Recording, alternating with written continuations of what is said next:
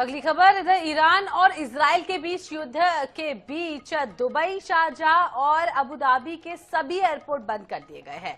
इस दौरान मध्य प्रदेश के सैकड़ों यात्री भी यूएई में फंसे हुए हैं। दुबई में सुरक्षा की स्थिति तनावपूर्ण है, सायरन बज रहे हैं और धमाकों की आवाजें लगातार सुनाई दे रही हैं। मध्य प्रदेश के नगरीय प्रशासन मंत्री कैलाश विजयवर्गीय ने विदेश मंत्रालय से संपर्क कर फंसे इंदौरियों की सुरक्षित वापसी के उपाय किए जाने की बात कही है। बता दें कि ईरान पर इजराइल और अमेरिका की स्ट्राइक के बीच बुर्ज खलीफा के पास ड्रोन हमले की खबर से दुबई में अब अलर्ट कर दिया है। एहतियातन दुबई के एयरपोर्ट अस्थायी रूप से बंद कर दिए गए हैं और कई उड़ानें रद्द भी कर दी गई हैं। इसका असर दिल्ली सहित मध्य प्रदेश के यात्रियों पर पड़ा है।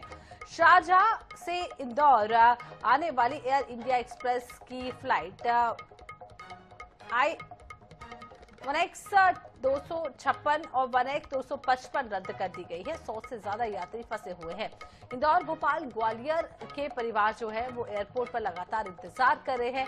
पूर्व विधायक संजय शुक्ला ने बताया है कि सभी सुरक्षित है, लेकिन वापसी को लेकर अनिश्चितता बनी हुई है।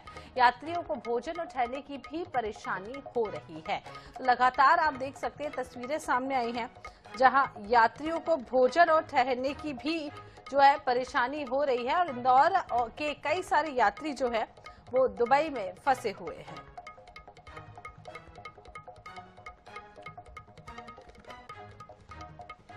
तो चलिए, इंदौर संवाददाता महेश मिश्रा ज्यादा जानकारी के लिए हमारे साथ जुड़ चुके हैं, उनसे बात कर लेते हैं। भाई जी, जिस तरीके से ये बड़ी एयर स्ट्राइक दुबई में हुई है उसकी वजह से कई सारे मध्य प्रदेश के यात्री दुबई में फंसे हुए हैं। बात इंदौर की कर लेते हैं, लगभग कितने यात्री फंसे हुए हैं? हालांकि कैलाश विजयवर्गीय ने शुरुआत कर दी है, कहीं ना कहीं कोशिश कर दी है, केंद्र से चर्चा की जा रही है कि सभी को सुरक्षित वापस लाया जा सके।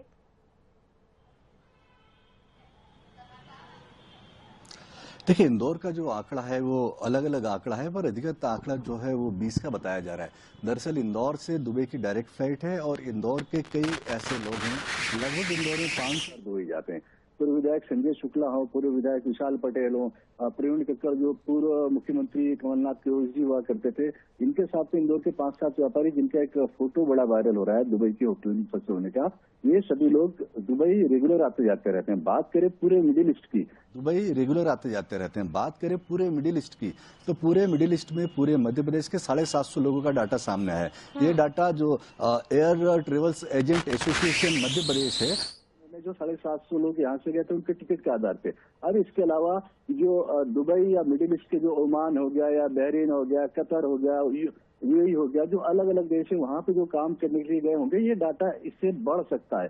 पर सभी लोगों के बारे में अभी तक ये जानकारी आ रही है कि सभी सुरक्षित हैं, सभी व्यवस्थित है। दरअसल वहां पर किसी को भी खाने की, रहने की इस तरह की कोई दिक्कत नहीं है। मेरी जो वहां पे जो इंदौर के लोग हैं उनसे बात हुई है, तो खाने रहने की कोई दिक्कत नहीं है। वहाँ की जो सरकार है वो जिनके भी टिकट्स कैंसिल हुई हैं, जो लोग वहाँ पे हेल्ड हो गए, उनका खर्चा उठा रही है, उनकी व्यवस्था कर रही है। पर बड़ा इश्यू ये है कि जो मिडिल ईस्ट है उसके भी आप देखेंगे तो वहां से इंडिया आने वाली कई फ्लाइट्स ऐसी हैं जिनको सीधे ईरान के एयरपेस से, मतलब कि ईरान के ऊपर से ही उड़ के निकलना होता है।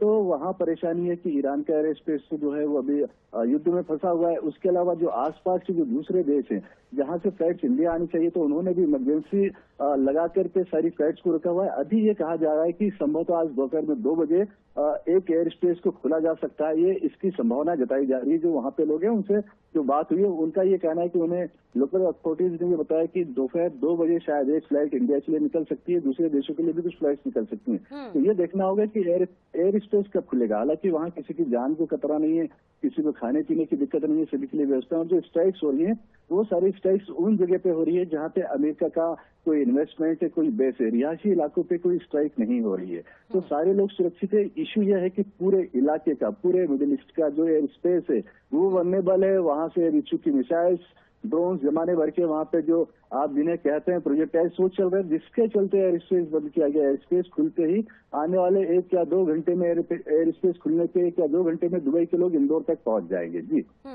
तो दुबई के लोग इंदौर तक पहुंच जाएंगे। लगातार हालांकि परेशानी बनी हुई है, जिस तरीके से हम तस्वीरें भी देख रहे हैं। यहाँ पर केवल इंदौर के नहीं, देश भर के कई सारे लोग हैं, मौजूद हैं। ट्रैवल करने वाले इन दिनों और घूमने के लिए जो दुबई है वो लोग काफी जाते हैं, जिसमें बुजुर्ग भी शामिल होंगे, बच्चे भी शामिल होंगे। परिस्थितियां क्या कुछ लग रही है? कितना और समय लग सकता है सभी को वापस लाने के लिए?